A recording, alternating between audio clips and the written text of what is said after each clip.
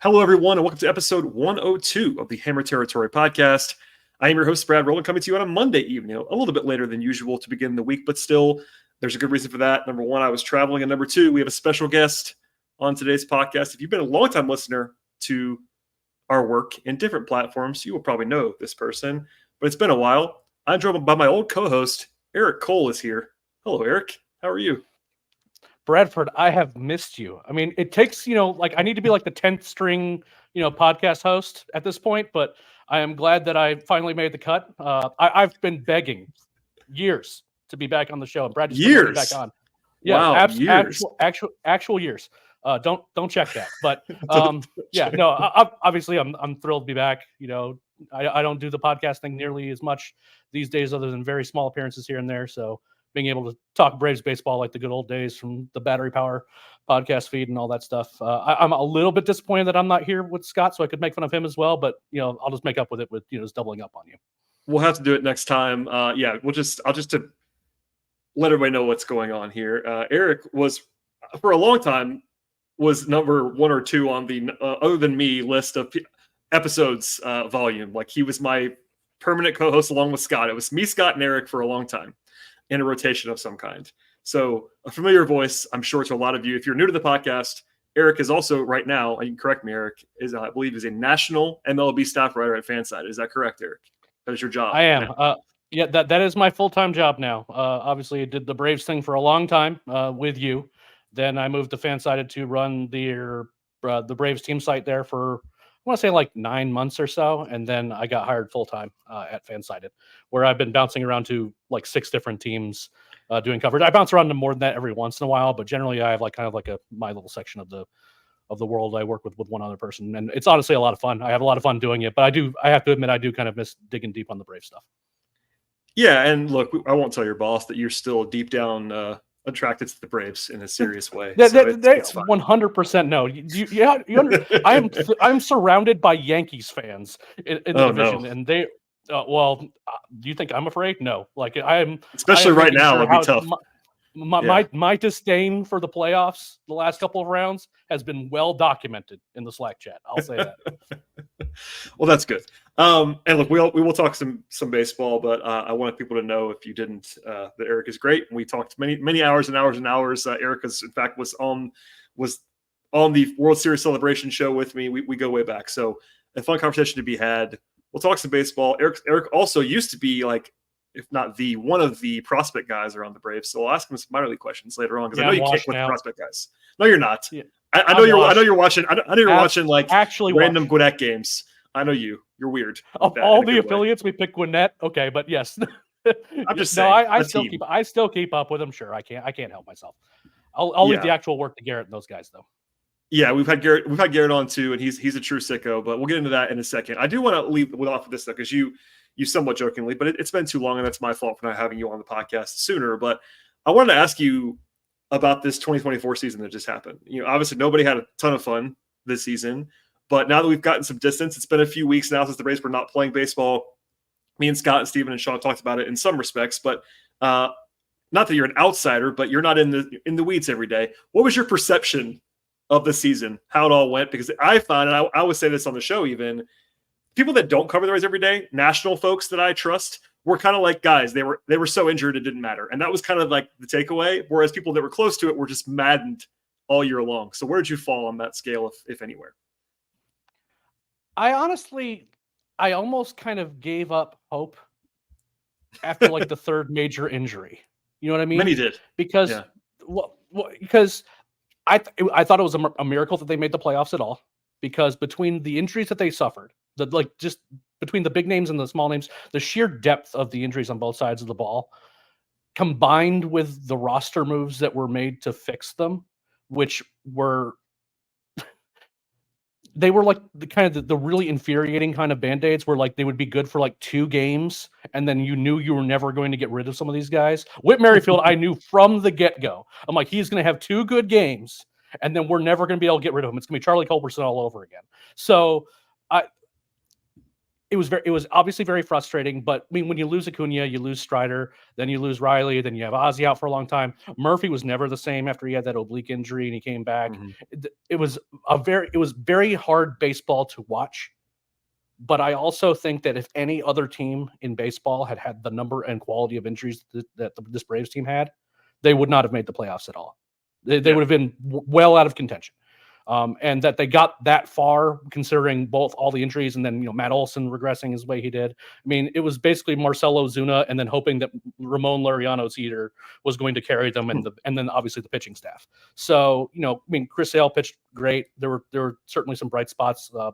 Spencer Schwellenbach, and there's a lot of things. There were things to like, but there was a lot of very tough losses that were very winnable games, and that the 2022-21 Braves would have won those.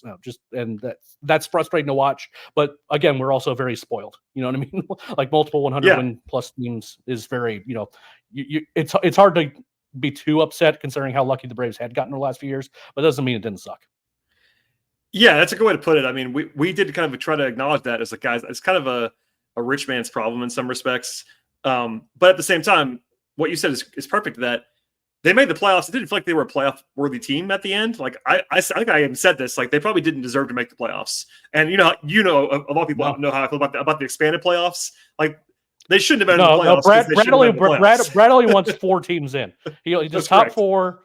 Yeah. Like full college football treatment. You got to earn it over 162, everybody. That's how I feel about it. But no, I mean, so I respect it. You're right though. They made it, and I don't think that any team, maybe the Dodgers, could have made the playoffs with the injuries the Braves had. They had a lot of their own too, but still, I'm trying to think of teams. They had somebody if they lose like 2 of their top 3 in their lineup, they don't get in. Yeah, no, I think we agree on that. And that's basically what happened to the Braves, if not more. Yeah, I mean, and of course, Ronnie. It's almost like, not by Braves fans, but it's almost like people have forgotten that Ronnie's Ronnie. Like, he kind of gets tossed in there with everybody else. It's like, no, they lost the best player in baseball. No, he's a different animal. It's him and Ohtani that are kind of like the mutants, and the Braves lost their mutant. And then, I mean, again, it's more complicated than just the injuries, because I mean, like if Matt Olson was playing like he did last year, the Braves probably win a few more games and look a lot more dangerous. You know what I mean? If Orlando Arcia isn't a complete black hole, at the bottom of the lineup, if the catchers hit it all, there's a lot of things that could have gone a lot better. But again, at the end of the day, at the end of the season, I'm just like, that they got in is a miracle, and I was fully expecting, and which is what happened, to get routed by the Padres, because I did think that team was very, very good.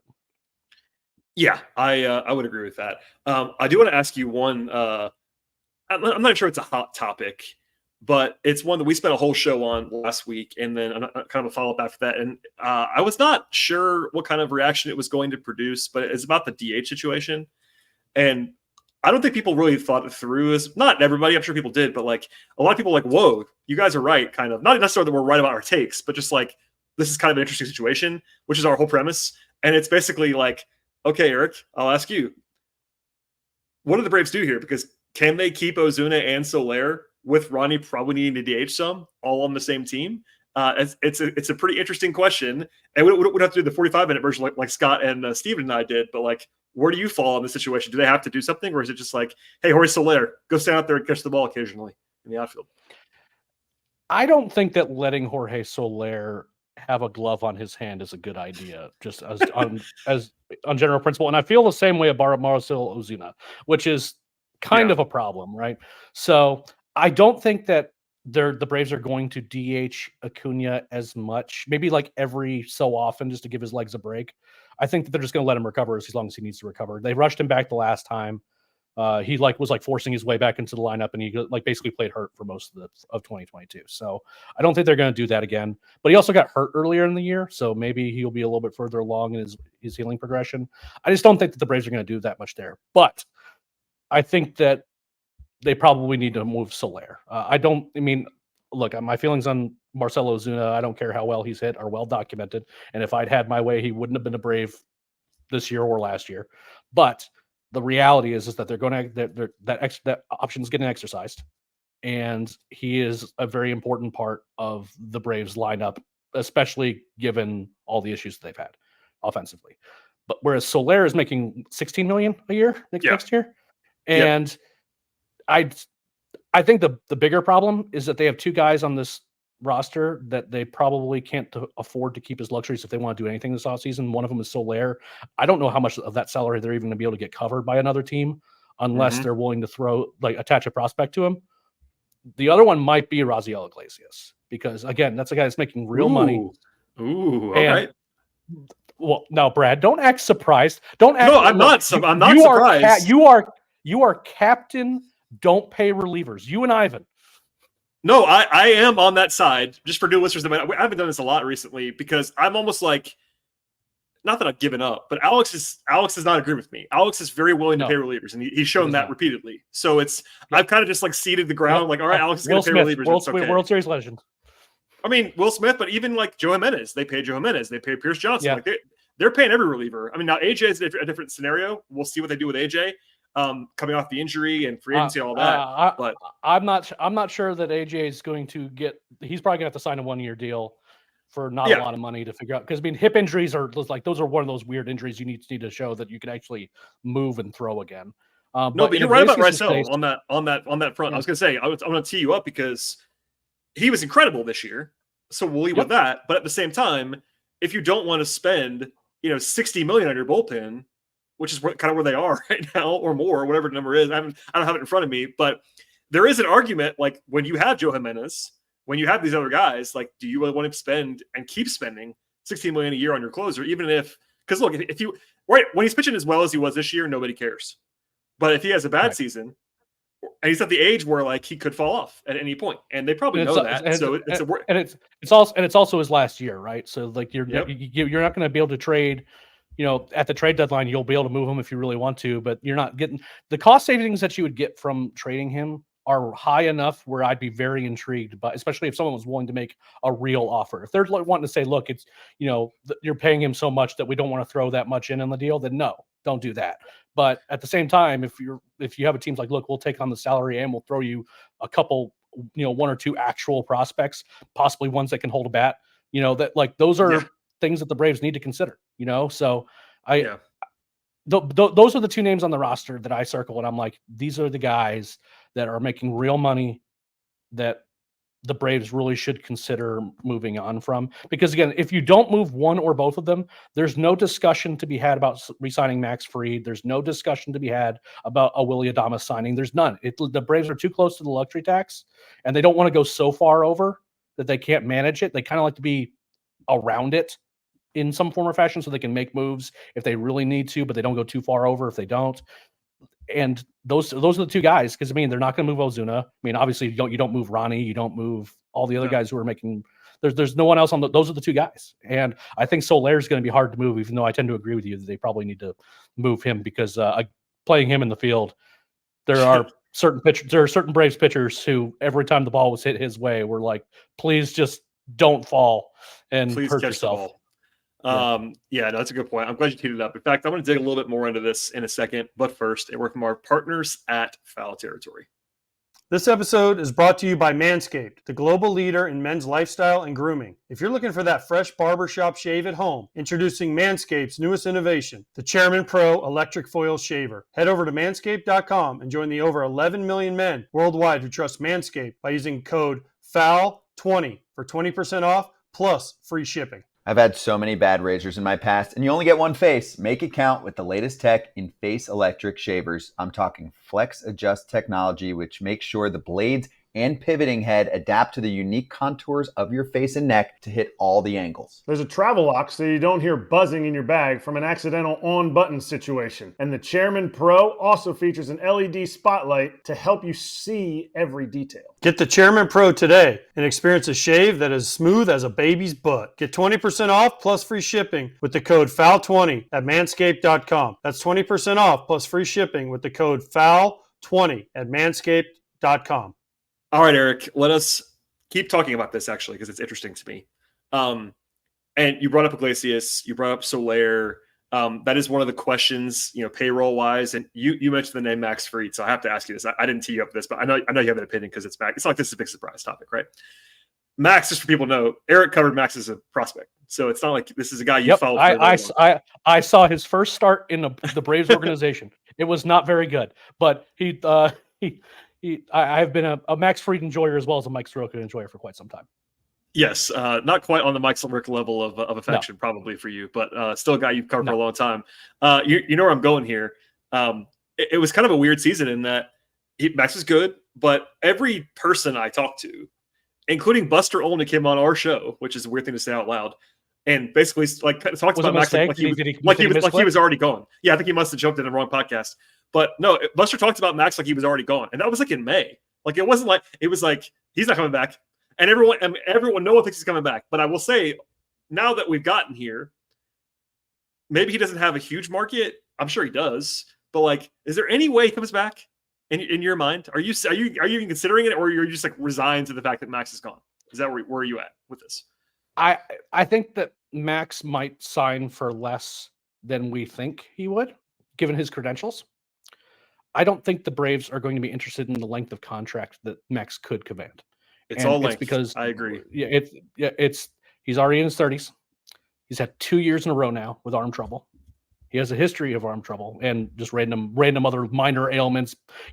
Anything that's in like attached to his arm or groin injuries or hamstrings or whatever. He's kind of just one of those guys that tends to get those minor tweaks.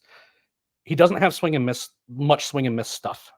He's not like it's power stuff, but it's not power results. And the end result of that to me is that in 2 years, 3 years, when the 96 is becoming 94 and the breaking ball isn't spiking into the ground, it's hanging out a little bit in the bottom of the zone. It's troubling to think about where he could progress if his arm is truly giving him trouble. I love Max Fried. He's been a fantastic pitcher for the Braves, but the idea of giving him a 5 or 6 year deal, which is probably what he's going to get, unless it's for an AAV that's, almost insultingly low to him. Yeah. There's going to be teams that want a lefty with his pedigree that are willing to take the risk that he gets hurt. The Braves aren't in the position where they have to do that. They have a rotation basically ready to go.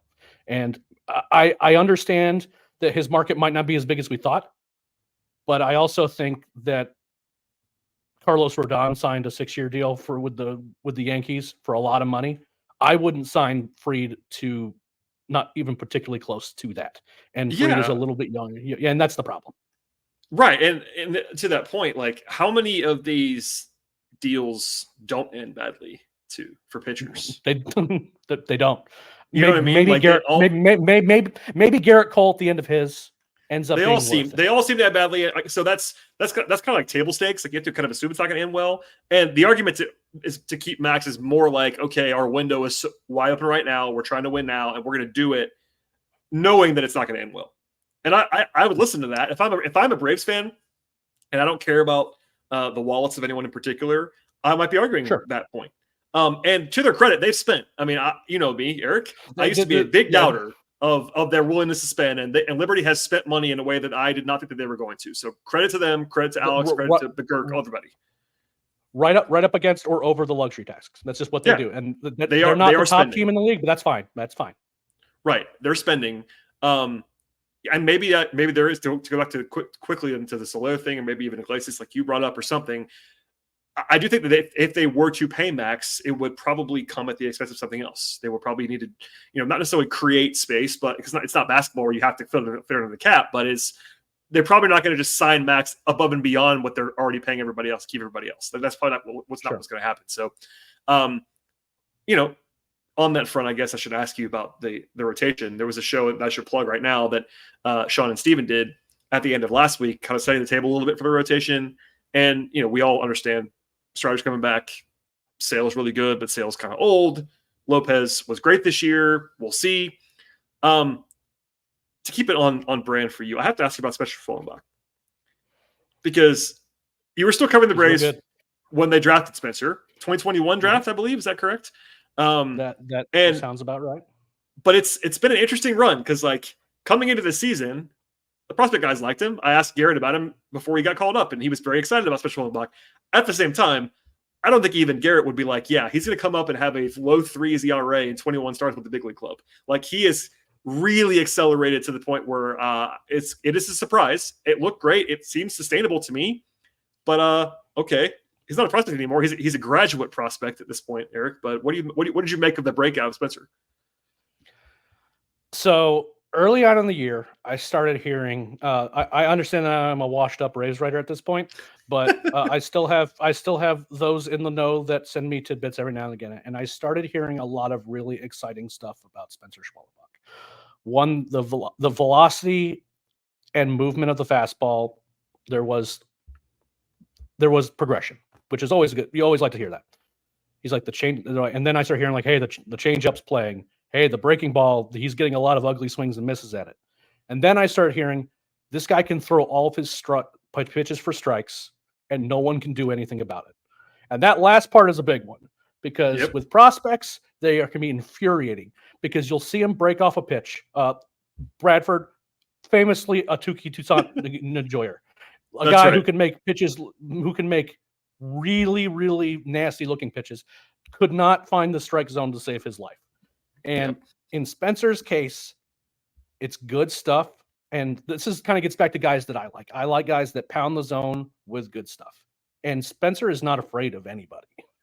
he's just like, just shows up. I mean, again, the first few starts, there's some speed bumps here and there, but that's not anything different from any starting pitcher. But he just throws strikes in every situation. For a long time, I liked him better out of the stretch versus the windup when he first started pitching again after Tommy John in the system. And then this year is when I first started going, he actually just kind of looks, it doesn't matter if there's guys on base or, he's out of the windup or he's, it's out of the stretch. It all looks right. And the release point is consistent. He pounds the strike zone. There's going to be times when guys know he's living in the strike zone and really good hitters with like a lot of bat speed, especially, are going to give him, are going to get him. But he has multiple pitches that are very hard to square up for anybody. Righties, I don't even know how they hit him at all. But, just it's a hard look for them. But I could see some lefties, maybe really good ones might give him some trouble. But he's been tremendous. And again, he's really young. We'll see what hitters have for him, what pitches they're looking for next year. I am not going to be shocked, and I don't think anyone should be shocked, though, if the Braves don't make an aggressive push to try to extend him. And if that's the case, if that's the case, like if he's willing to sign an extension that even resembles like the Spencer Strider or maybe a bit less than that, Braves fans should be ecstatic, and that's a good use of resources versus maybe throwing a lot of money at Max Fried when it might not be worth doing so. Yeah, I'm not the biggest enthusiast about extending pitchers, but if you could do it for cheap this early, like Spencer is a great example, right? It was looking at it now, 6 years, $75 million for a Cy Young level guy. Like the downside is relatively minimal. Pitchers are risky for sure, but Spencer didn't look like a guy who's trying to be risky this year. He's had the arm trouble, but what you said is a great example to me. Like, I don't know if I would take the over or the under on his ERA from this year going into next year because it was really good, and that's not a shot at him. That's just almost for everyone that's not an absolute superstar. But like the underlying stuff was really good. I mean, he has, like you said, 4 or 5 pitches that are all pretty intriguing pitches, and the combination of never walking anyone and also getting chases and avoiding the barrels, like that combination. It's a lot of innings. It's what that guy's going to do. A lot of innings. He's really good already in a way that is kind of scary because I mean, not that he was always supposed to be. I think I don't want to misquote Garrett, but I had Garrett on before he got called up, like I said, and it was like, hey, everybody really loves this guy, but it was much more of a like he was seen as the safer, not safe as sometimes a dirty word. I don't mean it that way, but he was like the more projectable of the guys because like, and it was like, oh, they got Waldrep and Smith-Shawver coming as well, who were seen as the higher upside guys, right? And I'm not sure they have higher upside than Schwellenbach does now. I mean, now that you've seen this for a season, like I can't really say that. Schwellenbach was such a weird case because he was like a college shortstop and reliever at Nebraska, and the Braves drafted him and said, "We want you to start." And so a lot of people didn't know what to make of him. A lot of folks thought that maybe he just ends up as a reliever. And again, when I'm seeing him better out of the windup or out of the stretch versus the windup, and he's better there, I'm like, well, that makes sense. But also, is that just something that's going to stick? And then you had Tommy John, and you're like, okay, was this actually good? and then he was fully healed up, and this off and off season, all of a sudden, just everything looked crisp, and he just kept getting better and making micro adjustments here and there. I mean, no, we did not think, and I am not going to lie and pretend like there have been times where I've bet on guys early and I've felt very smart. I was a fan of Spencer Schwellenbach. I did not think he was going to be this good, and I'm very happy to be wrong about it. Yeah, he's quite impressive, and I'm also intrigued to see what happens moving forward for a guy who's still, I believe, 24 as we are speaking here in October. Eric, I do want to go elsewhere and to some non-established big leaguers. Okay, I didn't prep you for this particular question. Sure. I know you'll have an anscer. You sent me a text and a 10-line doc. You didn't prepare me for anything. No, Let's just be clear about this. This is the only thing. While we're talking, I'm thinking he has an answer for this. So if you're watching on YouTube right now, you'll see this. Eric's current screen name is Mike Soroka Enjoyer. Eric was always the Soroka guy. We all like Soroka. He was the Soroka guy. Yes. Not that you'll ever have another Soroka, but do you have a favorite prospect in the system? That's the part I didn't prep you for. Do you have a guy that's like not a Soroka guy, but do you have like a Soroka minus guy, like someone that you are attached to? You may not. I'm just thought I'd ask while I have you. I am very intrigued by Drew Hackenberg, who is the opposite of Soroka, is a guy who like has trouble throwing strikes, but like very strange swing and miss stuff. You know, sinker slider guy. It doesn't seem like it should get as many strikeouts as he does, but he does. I've been intrigued by Nacho Alvarez for a long time, but he also infuriates me. He's a guy that like if you watch him in batting practice, and he's just like, okay, this is going to be my power swing, and this guy can drive the ball consistently and play at the ball hard. And then as soon as live games hit, it's like choke up the bat, Brett Butler, just slap the ball 60, 70 miles an hour the opposite way. He's very good at it, but I wish he'd turn on balls more. I think he's a very good left side of the infield defender. Maybe better at third than short, but both he's very good there. I think he's an intriguing option at shortstop if the Braves don't like Orlando Arcia, which frankly, if they watched Orlando Arcia last year, they probably shouldn't like him. But it's his early debut did not go well, and that's going to be on people's minds. And whether or not he is able to deal with velocity and do something with it, I mean, big league defenders are good. You know, you can only you opposite field grounders.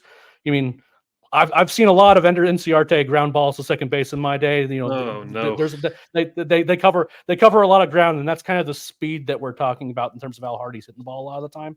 But I think the bat-to-ball skills are really good. He has a really good eye at the plate, which I think helps. I just wish he did more with that information other than just try to poke the ball in play.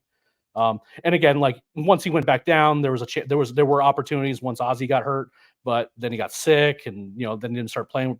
Wasn't playing particularly well in AAA. I am very intrigued by him, but he is a guy. He is one of those guys, kind of in that Vaughn Grissom camp, where I see it where it could be, but what ends up happening in practice is not what is happening enough in games. Yeah, I felt bad. I always admit this publicly. I'll say it on this show just to make sure everybody knows this. I'm not a prospect expert. I can watch a guy and I can look at stats, but I'm not. This is not my beat. But Nacho, and we tried to warn people. And look, you know this, Eric, more than anybody. Like the Braves have this really high batting average, and I use that word intentionally. When they call guys up, it's gone really well for like the last several years for the most part. Like very few guys have busted out, and it was only 30 plate appearances, whatever it was, 40 plate appearances, but it was really bad. He looked overmatched, and there's nothing wrong with that. It's just that he was up early and they pushed him, and he wasn't ready, and that's okay. But he's still a prospect that matters. Like he's still one of their top 10 guys or top 6 guys or whatever it is, and yeah. He absolutely is, but the situations were different too. When Michael Harris, Spencer Strider, those guys were called up, they were called up with purpose. They're like, we think this guy can help. When the Braves are calling up guys this year, they're like, our roster is on fire. Yeah, we have to do. We have to have somebody to play baseball. So I don't know if the situations are completely analogous, but I understand where you're coming from. I like him. Love again. He'd have to hit ball harder for me to love him, but he's a guy that's intrigued me. He's a guy that's intrigued me for a long time, basically since they drafted him. I didn't think that. I mean, again, I love the bat to ball skills. I just, guys who just poke the ball around and I think that, and I know he has it in him because I mean I've seen him park balls 400 feet in batting practice. He just doesn't turn on pitches nearly as much. He really doesn't like pulling the ball, and I think if he did, he'd end up doing himself some favors, especially if he could turn on velocity. I was going to ask you about the pitchers, non-Schwelly division, and mostly AJ, Smith-Shawver, and Hurston Waldrep, because I know Fangraphs still has AJ as the number 1 guy in the system right now. I think Pipeline has number 2. Waldrep is, of course, a first-round pick, big name. And now they had Caminiti, who's obviously a longer way away, but a first-round pick this year. Probably the 3 guys other than maybe Nacho and Drake Baldwin, who I'll ask you about in a second, that like even casual fans know who they are. At least they've heard the name because they're first-round picks. And Smith-Shawver, who was already been in the majors. And I'll say this just as a preface to this. He was done no favors with the playoff thing. I know he was awful in that game, but like I don't really blame him for that. He was not ready. That's not really his fault. He shouldn't have been out there. He should have been out there. But all that to say, I don't want to speak for you, but what do you like any, like, where are you at of these guys in general? I don't mean to lump them in, but that's a question people always ask is like, all right, Waldrep and Smith-Shawver, if they have a spot, like for instance, this year, if the Braves have a spot this year in the rotation, who gets it? Who do you like more? Like, what do you think about these guys? So these are I mean, like you kind of hinted at, these are 3 very different guys. I'm going to go ahead and tell you now, I don't think that putting Caminiti in the rotation. He's different. That would be a historically terrible idea. I believe he's like a 2028 ETA kind of guy, would be my guess. That's probably accurate. So I think the edge goes to Waldrep, and there's for a few reasons for that. One, I like AJ Smith-Shawver a lot. Did deal with some injuries this year, and I think that he is very much a fastball or bust guy. I think that getting some more reps with his breaking stuff and off-speed stuff is going to do him a lot of favors. I think the stuff is great. He was moved very, very fast last year, and then he dealt with injuries this year. I just think he just needs time to, like, let's see what he looks like in spring training, what kind of off-season work he does. But he's just a guy that needs to learn how to find the top. He needs to hit the top of the zone. He can't like just yeet the ball 99 a foot up and expect these guys to swing at it. And if he can do that and he can start like nibbling around the zone, the velocity is going to play up, then the breaking stuff starts playing because he's going to speed guys up. I think he can be very, very good. I just think that he was moved too fast. Just found some success, got moved up a little bit too fast, dealt with some injuries. I would not be too on board with starting him in the 2025 rotation until I saw him. Whereas Waldrep, again, kind of the same thing, dealt with injuries, command issues, ultimately wasn't able to secure a rotation spot this year. But this is a college arm, and he has multiple pitches that I would just classify as big league offerings. When you have that splitter and you have that fastball, you can get away with a lot more. And he has a bit more experience just in general because of his time in college. I think the stuff is comparable to AJ Smith-Shawver, and I think that the likelihood that he finds the way to command it and do so against big league hitters, I have a little bit more confidence in right now. I like Caminiti. Now, obviously not a 2025 guy. Yes. The Braves seem to keep getting lucky with guys falling in their laps in the first round. Yeah, I should say, it's just people that don't know this, Caminiti was the first round pick of the Braves this last year. I think he was 24th overall on the board, something like that. That's first round pick. Yep. So that's why we're talking about him. He is, again, he's 18 years old. He's not going to be here for a while. But well, you say that, but I mean, everyone's going on a rocket ship through the minor leagues, like across league wide. If he played for the Angels, he would be starting for them this year. I'll say. That is fair, and also it's interesting because high school arms, and I get it because I am kind of more on this side anyway. People see first round pick and they're thinking, all right, sooner rather than later. And I think timelines get messed up too if you're not paying attention to this stuff closely. For example, it's a little bit different, but Waldrep was drafted 2 years after Smith-Shawver. So it feels like he's the new guy, even though he's older than Smith-Shawver. Still, like Waldrep is older than Smith-Shawver. It feels like he's the younger guy because he just got drafted later, but he was a college arm, like you said. So guys arrive at different ages. And AJ's 21 still, which seems like it's impossible. He's been around for so long, but he is. And he was relatively new to pitching when he got drafted. So, like, I'm not wanting to rush that guy, especially with the arm talent that he has. And I hope they don't rush Caminiti. I mean, the reason he fell to the Braves in the first round, at least that's the rumor, is like there was like some maturity issues, and there were some questions about whether or not the stuff was going to be good enough long term with multiple pitches, a feel for spin, things like that. So Take your time with those guys. I'd rather, if you bet on this college arm that fell in your lap, I'd rather develop the guys who need the development and then figure out these college arms that you drafted can actually give you something. Yeah, Caminiti was 17 when he was drafted. He's 18 now, but he was 17 when he was taken. So he's a very he reclassified into a different draft class. A lot of shenanigans in that whole situation. Shenanigans. There's a lot of I want to make sure I ask you about one more guy, and then anybody you want to talk about, we can. And that is Drake Baldwin, because Eric, I know you're not in these streets every single day anymore, but the Sean Murphy struggles were not met well by the fan base this year. People did not enjoy Sean Murphy. I did read some tweets. You can't be terribly surprised by that. But also the combination of that and Travis's age, Travis is still good. He's just old. Means more attention for one Drake Baldwin, who also had a great year in the minors, which helps. So that combination means, like, I think if you polled our mentions right now as Hammer territory, the number one prospect that we are asked about is Drake Baldwin. So what is the scouting report there? And obviously there is nowhere for him to go right now, because unless something changes via trade, Murphy and Darno are on this team for 2025. And the DH spot, as discussed earlier, is not open. So there's not really a whole lot of rotations to be happening. So Drake Baldwin's going to probably be in Gwinnett again. We'll see what happens there. But what do you make of him? I don't see a world where the Braves are going to give up on Sean Murphy. I just don't. I think that I mean, the running joke when we were writing together is like oblique injuries are like the last thing you want, because they're either healed in 2 weeks or they basically end the guy's season, or they end the guy's season. Like there's a lot. And in Murphy's case, he got hurt. Wasn't playing particularly well before he got hurt, but then he got hurt, and that's a violent swing. And he never, all of a sudden, he couldn't pop up and throw guys out. He couldn't swing to save his life unless he like guessed really early and got started. Nothing looked right. I think he was hurt. I think that with a normal offseason and then maybe some coaching, he should be fine.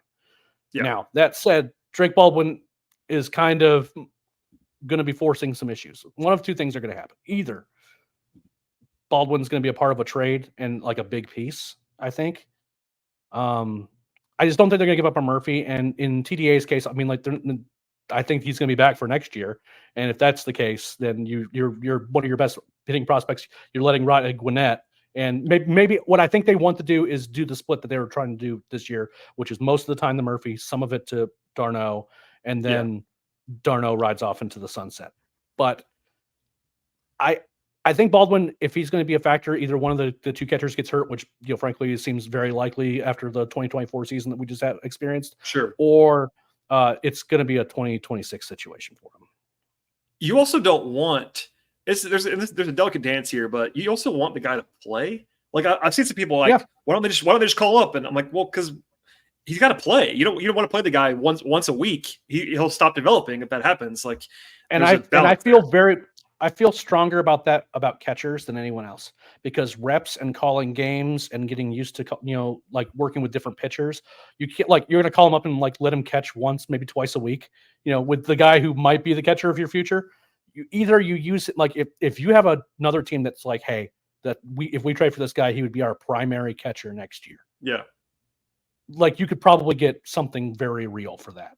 Or the Braves make the decision like, hey, this is going to be our guy. I still don't think that he'd be up as a backup.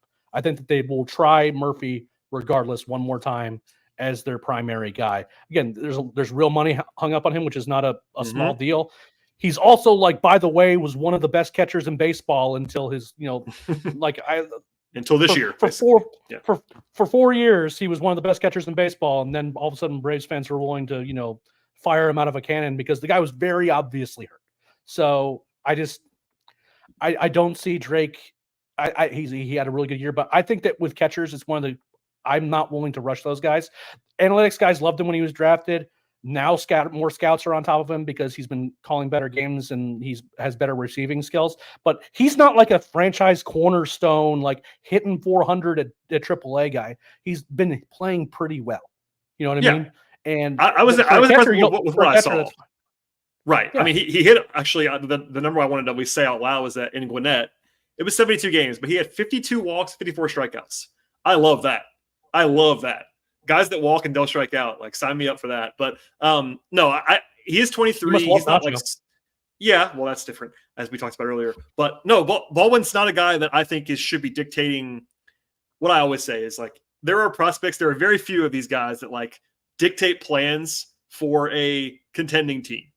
Rowland Acuna was that level of prospect. He might have been. I had to shout at you about that one too. Right.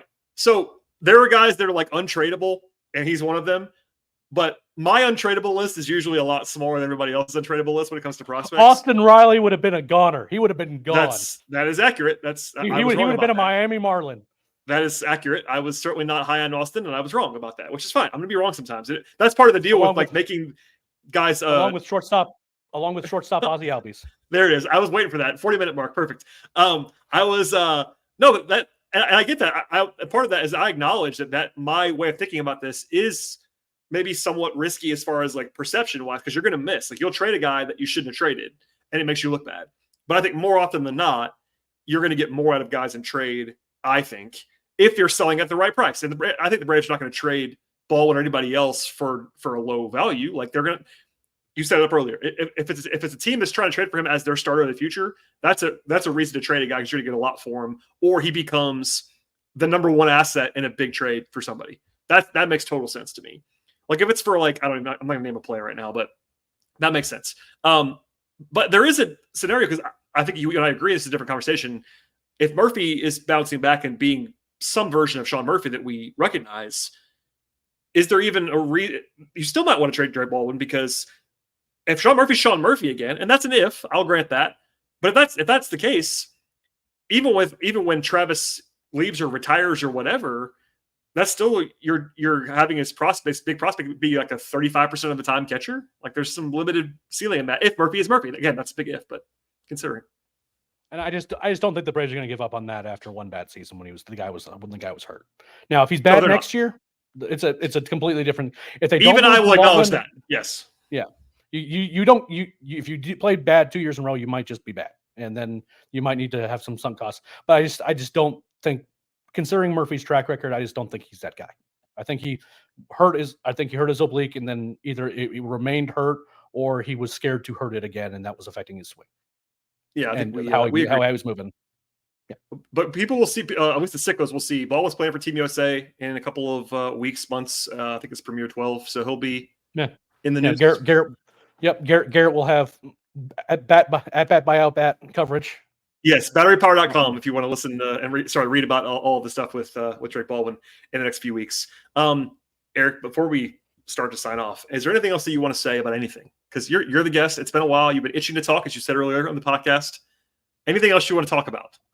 I am so upset that I didn't get to come on the podcast right after Michigan won the national championship. I was texting and terrorizing you the entire game, and but when I was dying, so I was grinning from ear to ear, and I'm like, I would pay a lot of money to be in the room with Brad.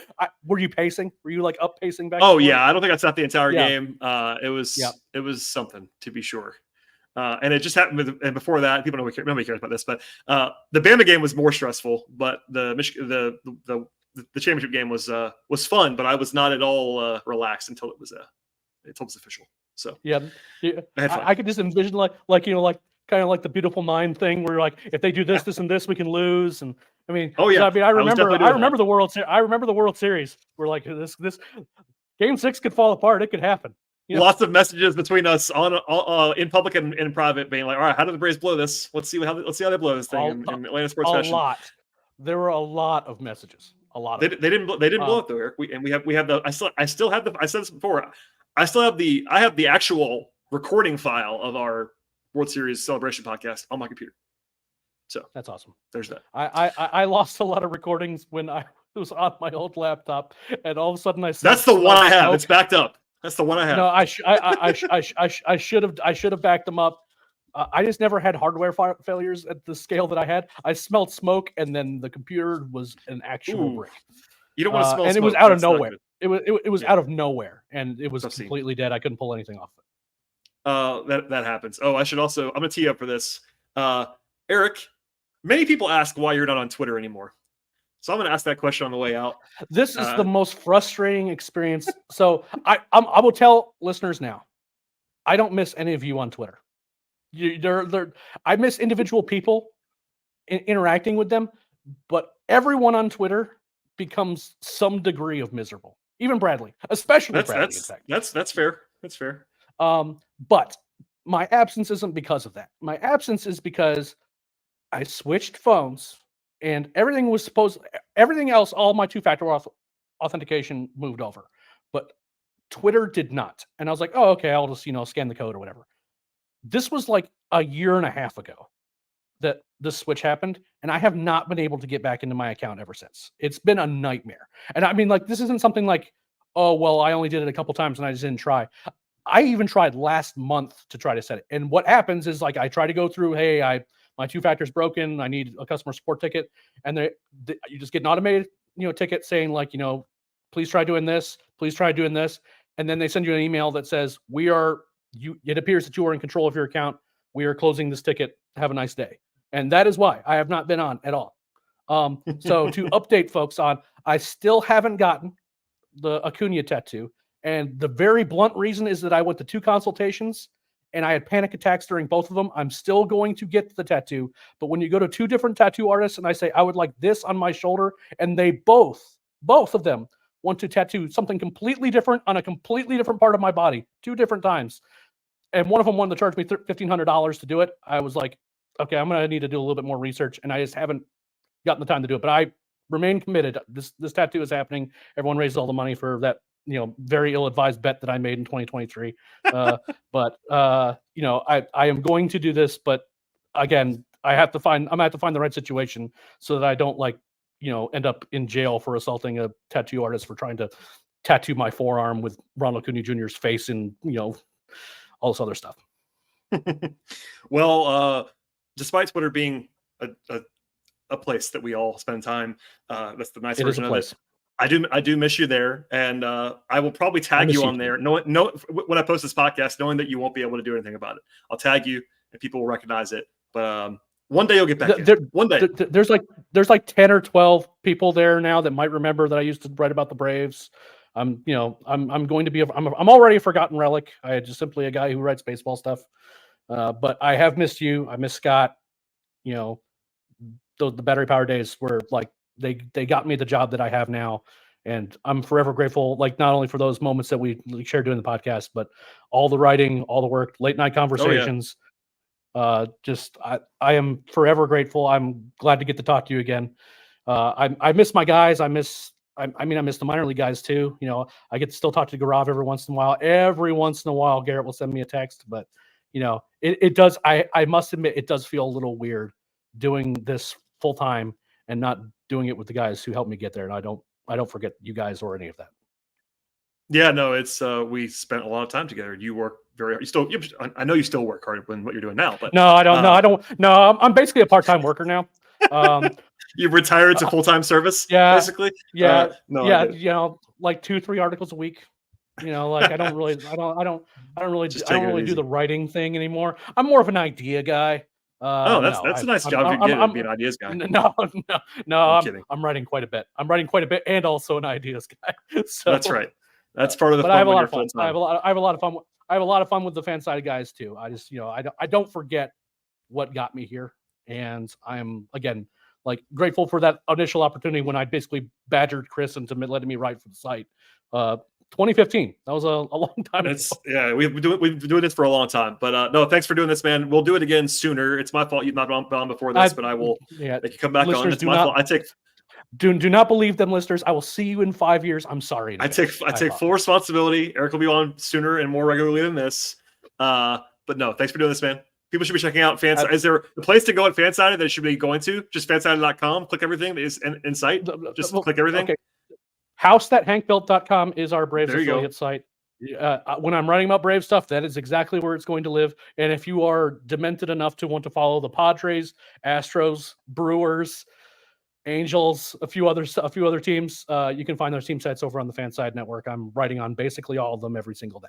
So that's where you can find my stuff. If you're looking for Brave stuff, House at Hank Built, Chase and Steven, they run a good ship over there, and I yell at them occasionally just to let me write some things and do different stuff.